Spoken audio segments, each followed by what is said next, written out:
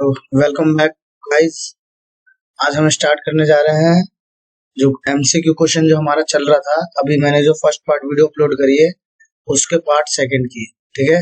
तो गाइस हम स्टार्ट करते हैं। हमने फर्स्ट चैप्टर के हमने आपको एमसीक्यूज के क्वेश्चन बता दिए थे। अब हम स्टार्ट करें चैप्टर नंबर सेकंड, जिसका नाम है दो ध्रुवीय विश्व का अंत। दो ध्रुवीय विश्व का अंत ये चैप्टर का नाम है, ठीक है।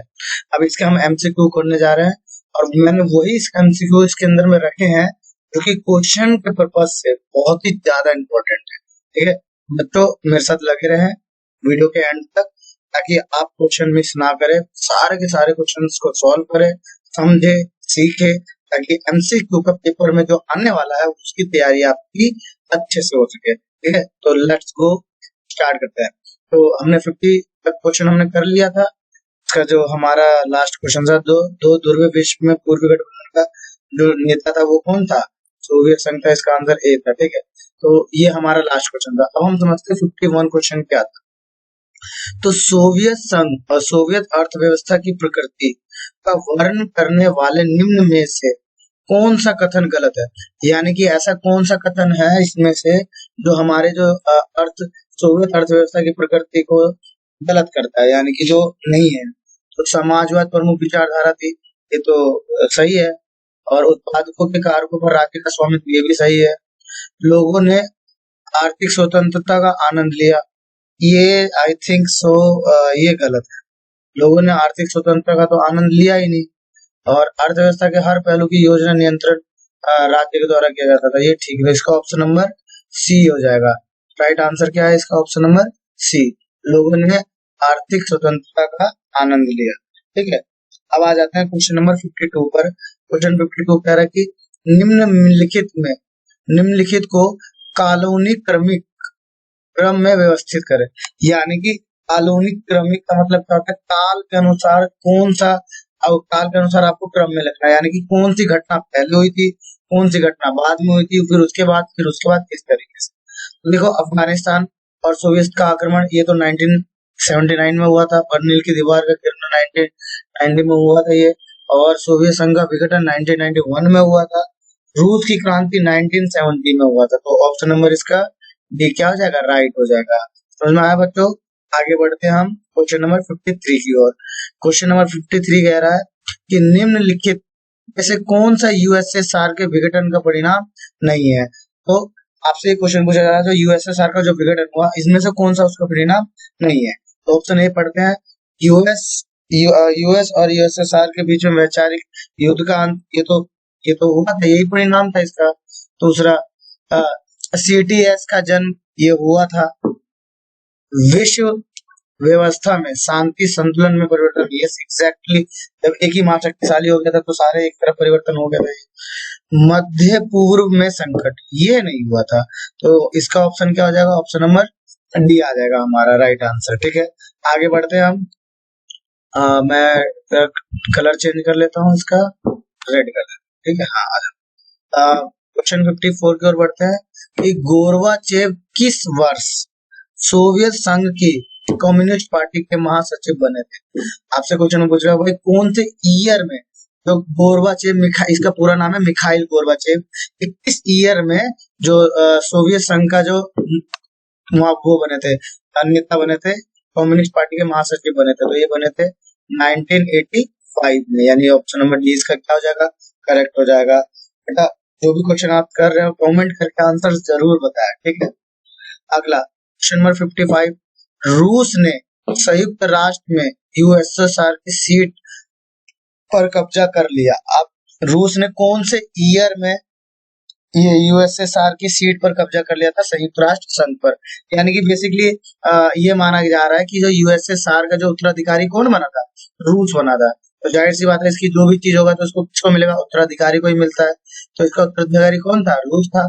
तो रूस को जो वीटो पावर थी वो रूस को मिला गया। लेकिन एक कब मिला था? सोवियत संघ का विघटन कब हुआ था? 1991 में हुआ था। तो इसी वर्ष तो मिलेगा, 1998 में भी नहीं होगा और 1990 में भी नहीं हुआ था इसका विघटन, 1992। ये तो बहुत बात की है। तो जो इसका राइट ऑप्शन है ऑप्शन नंबर ए, दिसंबर 1991 में। इस ईयर में हमारा मतलब सोवियत संघ का विघटन हुआ था। इसके बाद इसका उत्तराधिकारी कौन बनाया गया था? रूल्स बनाता है इसका उत्तराधिकारी। चलो क्वेश्चन नंबर 56 की ओर बढ़ते हैं। तो 56 है, निम्नलिखित में से किसे सोवियत व्यवस्था के निर्माता द्वारा प्रधानता नहीं दी गई थी? यानी कि ऐसी कौन सी चीज थी जिसको सोवियत व्यवस्था के द्वारा जो सोवियत सोवियत संघ का जो व्यवस्था थी उसको बनाते समय किसको प्रधानता नहीं दी गई थी? तो ऑप्शन नंबर ए, निजी संपत्ति का उन्मूलन, ये तो है ही नहीं, निजी संपत्ति तो वहां होना ही नहीं था, ये तो नहीं था, ठीक है। और समानता के सिद्धांत पर आधारित समाज, यस एग्जैक्टली ये था, ठीक है। किसी भी विपक्ष दल की अनुमति नहीं देना, अब एक बात बताओ, जब वो विपक्ष दल होगा ही नहीं तो अनुमति कैसा? अर्थव्यवस्था पर अर्थव्यवस्था पर कोई राज्य का नियंत्रण नहीं, यानी कि ये इसका जो ऑप्शन प्रधान था इसको नहीं दी गई थी कि अर्थव्यवस्था पर राज्य का कोई नियंत्रण नहीं होगा, इसको जो है इसको प्रधानता नहीं दिया गया था। समझ में आया? चलो आओ अब हम कुछ फिल इन द ब्लैंक्स कर लेते हैं। देखिए इन क्वेश्चन की जो फिल इन द ब्लैंक्स है इसका मैंने आंसर आपको ऑप्शन दिया नहीं है, मैं ऑरली बताऊंगा ऑप्शन इसका क्या है, ठीक है। तो 56 से स्टार्ट करते हैं। अगर आपको वीडियो हमारी अच्छी लग रही है तो मेक श्योर वीडियो को लाइक जरूर करें और शेयर सब्सक्राइब करें, ताकि हमारी जो मेहनत है आप रंग लेकर आए और आप भी एग्जाम में अच्छे मार्क्स लेकर आए, हमारा मोटिव यही है, ठीक है। आइए 57 स्टार्ट करते हैं। सोवियत राजनीति व्यवस्था डैश से संबंधित डैश विचारधारा पर आधारित करती है। अच्छा, सोवियत राजनीतिक व्यवस्था किस विचारधारा पर आधारित थी? तो इसका जो ऑप्शन हो जाएगा, ऑप्शन क्या हो जाएगा? समाजवाद। कौन सा? समाजवाद, यानी कि से हो जाएगा समाजवादी अर्थव्यवस्था, ठीक है, इस पर हमारा आधारित था। समझ में आया? अब आगे बढ़ते हैं। सोवियत 58 क्वेश्चन, सोवियत संघ की राजनीतिक व्यवस्था में डैश पार्टी का वर्चस्व था। कौन सी पार्टी का वर्चस्व था? तो कम्युनिस्ट पार्टी का। किसका? कम्युनिस्ट पार्टी का वर्चस्व था इसके अंदर में, ठीक है। अगला क्वेश्चन की ओर बढ़ते हैं हम लोग। क्वेश्चन नंबर 59 देखिए क्या कह रहा है कि डैश ने 1985 में यूएसएसआर में सुधारों की शुरुआत करी थी। किसने सुधारों की शुरुआत करी थी? इसमें ऑप्शन कमेंट करके आंसर बताएं आप लोग। तो इसमें जो सुधार करी थी वो करी थी मिखाइल गोर्बाचेव ने। किसने किया था? मिखाइल गोर्बाचेव ने करा था, ठीक है। तो इसका आंसर वो हो जाएगा। अब क्वेश्चन नंबर 60 की तरफ बढ़ते हैं। देखिए क्या कहता है कि डैश का पतन शीत युद्ध की समाप्ति का प्रतीक था। भाई किसका पतन होना शीत युद्ध की समाप्ति वो था? तो यूएसएसआर, यूएसएसआर का विघटन होना या पतन होना शीत युद्ध का अंत माना गया, ठीक है। आओ क्वेश्चन नंबर 61 पढ़ते हैं क्या है। तो 61 क्वेश्चन कह रहा है कि रूस में समाजवादी क्रांति किस वर्ष हुई थी? अब समाजवादी क्रांति किस वर्ष हुई थी, यानी कि ऐसे कौन से वर्ष में जो क्रांति हुई थी जिसके बाद समाजवाद अर्थव्यवस्था को अपनाया गया था? तो 1917 में रूसी क्रांति हुई थी। कौन सी क्रांति हुई थी? रूसी क्रांति हुई थी। इसके बाद समाजवादी क्रांति हुई थी, ठीक है, आई थी। तो यानी कि कौन से वर्ष में? 1917 में, ठीक है। आओ आगे क्वेश्चन नंबर 62 पढ़ते हैं क्या कह रहा है। सोवियत संघ का विघटन किस वर्ष हुआ? आपसे क्वेश्चन पूछ रहा है कि सोवियत संघ का विघटन किस वर्ष हुआ? कमेंट करके आंसर बताएं। तो इसका जो राइट आंसर है 1991। 1991 में हुआ था सोवियत संघ का विघटन, ठीक है। आगे क्वेश्चन की ओर बढ़ते हैं। 63, तो 63 देखो क्वेश्चन क्या कह रहा है कि किस देश के पतन को द्वितीय विश्व के पतन के रूप में जाना गया? यानी कि भाई कौन से देश के जो पतन हुआ उसके बाद हमने ये कह दिया कि द्वितीय विश्व यानी दूसरी दुनिया के जो देश है उसका भी पतन हो गया। तो इसका आंसर क्या होगा? राइट आंसर बताओ कमेंट करके। इसका एग्जैक्टली शाबाश, यूएसएसआर। इसका आंसर क्या हो जाएगा? यू एस एस सार, जिसको हम सोवियत संघ भी कहते ही है, ठीक है। यहाँ तक समझ में आया? चलिए आगे बढ़ते हैं, इसको मैं इरेज कर देता हूँ, ठीक है। आगे और बढ़ते हैं हम। क्वेश्चन हमारा 63 हो गया था, है ना, ये हो गया था। अब हम बढ़ते हैं 64 की ओर। वार्सा पैक्ट को किस वर्ष भंग किया गया था, यानी कि कहा जाए तो वार्सा पैक्ट कब खत्म हुआ था। तो वार्सा पैक्ट कब खत्म हुआ, ये वार्सा पैक्ट रिलेट किससे था पहले ये सोचे, तो ये रिलेट करता था सोवियत संघ से। अच्छा, तो सोवियत संघ विघटन कब हुआ, हाँ सोवियत विघटन हुआ 1991 में, तो तभी तभी तो वार्सा पैक्ट का विघटन हुआ होगा, यानी भंग हुआ होगा। यस एग्जैक्टली, तो किस वर्ष में हुआ था, 1991 में हुआ था इसका विघटन, यानी कि भंग ये 1991 में हुआ था। अगला क्वेश्चन 65 पढ़ते हैं। शीत युद्ध किस देश के पतन के साथ समाप्त हुआ। ये क्वेश्चन कह रहा है कि जो शीत युद्ध समाप्त हुआ वो किस देश के पतन के साथ समाप्त हुआ था। तो बताइए, कमेंट करके आप बताइए हमें किस देश के पतन के साथ हुआ था। यस एग्जैक्टली, यूएसए सार, यानी कि सोवियत सॉरी। 66 क्वेश्चन की ओर बढ़ते हैं हम। सोवियत संघ कब अस्तित्व में आया, सोवियत संघ कब अस्तित्व में आया। तो मैंने जैसे कि बताया कि 1997 में रूसी क्रांति हुई थी, जिसके बाद सोवियत संघ क्या आया, अस्तित्व में आया, यानी यूएसएसआर अस्तित्व में आया। तो इसका राइट आंसर क्या हो जाएगा, 1917 में। ठीक है, क्वेश्चन नंबर 67 पढ़ते हैं। सोवियत संघ का पतन कब हुआ। देखिए आपको ऑप्शन दे रखे हैं, तो इसका राइट आंसर क्या हो जाएगा, सी हो जाएगा, 1991 हो जाएगा। समझ में आया। ठीक है बच्चों, अब आगे देखते हैं। ज्यादा ऊपर हो गया, एक minute just wait. Yes now, तो अब आते हैं हम क्वेश्चन नंबर 68 पर। 68 क्वेश्चन क्या है, भारत में इस्पात संयंत्रों के लिए सहायक और तकनीकी सहायता देने वाला देश कौन सा है।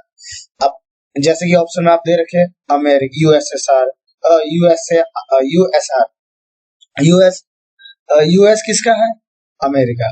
तो आपको ये पता होना चाहिए कि भारत की यूएसए ने कभी हेल्प नहीं करी, मतलब बहुत ही ना के बराबर इन्होंने हेल्प करी।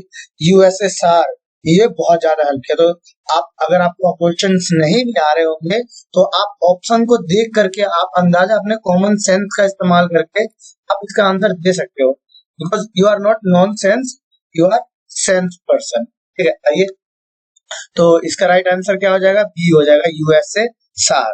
इसने हमारे भारत की हेल्प करी थी लोह संयंत्र में सहायता के लिए। ठीक है, आगे आ जाते हैं। 69 क्वेश्चन पढ़ते हैं। यूएसए सार वर्ष में रूस में समाजवादी क्रांति के बाद अस्तित्व में आया, यानी कि पूछ रहा भाई कौन से वर्ष के बाद यूएसएसआर अस्तित्व में आया, कौन सी समाजवादी क्रांति के बाद। तो भाई कब ये क्रांति कब हुई थी, 1917 में। कब हुई थी, 1917 में ये क्रांति हुई थी, जिसके बाद हमारा यूएसएसआर अस्तित्व में आया। क्या आया, अस्तित्व में आया। अब 70 क्वेश्चन पढ़ते हैं। 1970 में रूसी क्रांति का नेतृत्व किसके द्वारा किया गया। बहुत बढ़िया क्वेश्चन है ये, आपसे पूछ लिया जाएगा कि जो 1917 में जो रूसी क्रांति हुई थी, इसका जो नेतृत्व था, यानी नेतृत्व किसने किया था, लीडर कौन था इसका। तो उस समय जो हमारे लीडर थे, देखिए निकिता क्रुश्चेव तो नहीं थी, ये तो सेकंड लास्ट थी, और ये लास्ट था, ये सेकंड था।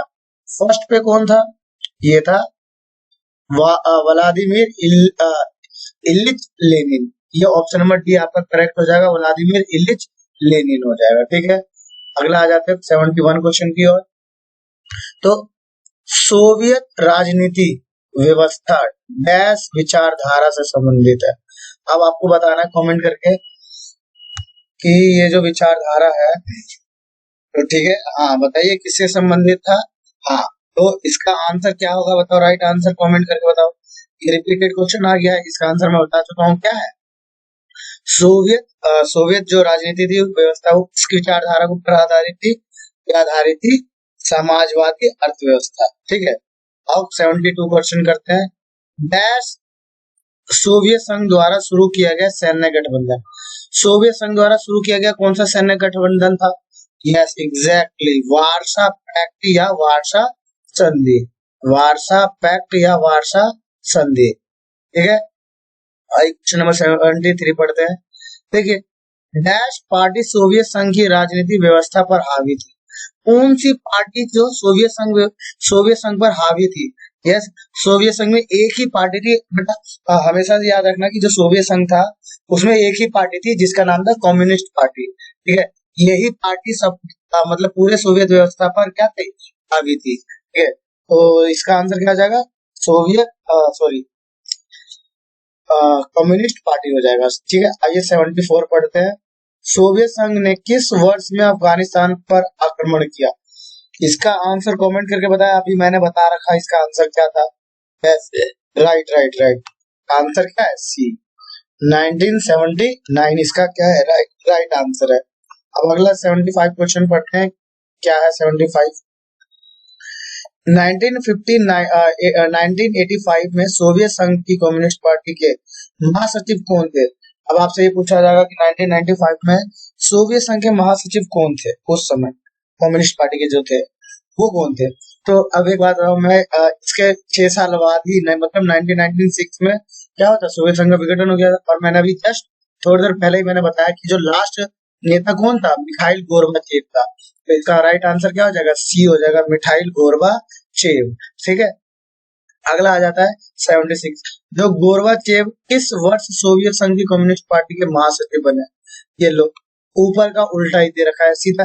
बस इसमें नाम पूछा गया था और इसमें क्या पूछ लिया गया? ईयर पूछ लिया गया, किस ईयर में। तो इसका आंसर हो जाएगा डी, 1985 में। ऊपर से आप देख सकते हैं इस तरीके से क्वेश्चन घुमा फिरा के पूछ सकता है बेटा। मेरे डालने के पीछे यही मोटिव है कि ये क्वेश्चन आपसे पूछ सकते हैं। ठीक है, आइए 77 पढ़ते हैं। रूस ने सोवियत राष्ट्र में यूएसएसआर सीट पर कब्जा कर लिया। बेटा ये क्वेश्चन मैंने रिपीटेड डाल के टाइपिंग की वजह से। ठीक है, तो अब इसका आंसर आप बताइए क्या आएगा?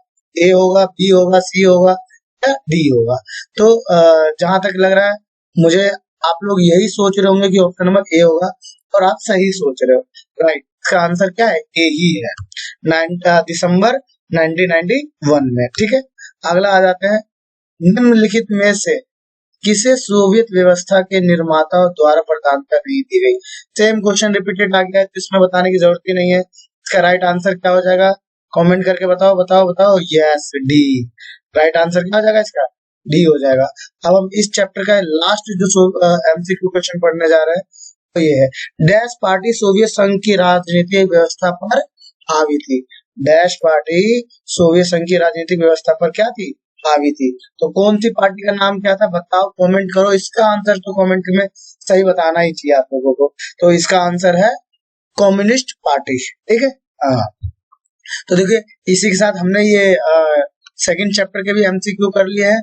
अभी बहुत सारे एमसीक्यू और आते रहेंगे, हर चैप्टर के आते रहेंगे। अब इसके बाद जो अब थर्ड पार्ट बनेगा वो बनेगा हमारे अंतरराष्ट्रीय संगठन के ऊपर बनेगा। ठीक है, तो हम ये करेंगे। देखिए, वीडियो ज्यादा लंबा ना हो इसलिए मैं एक एक पार्ट में वीडियो बना रहा हूँ, ताकि आप लोग इंजॉयमेंट के साथ देखें।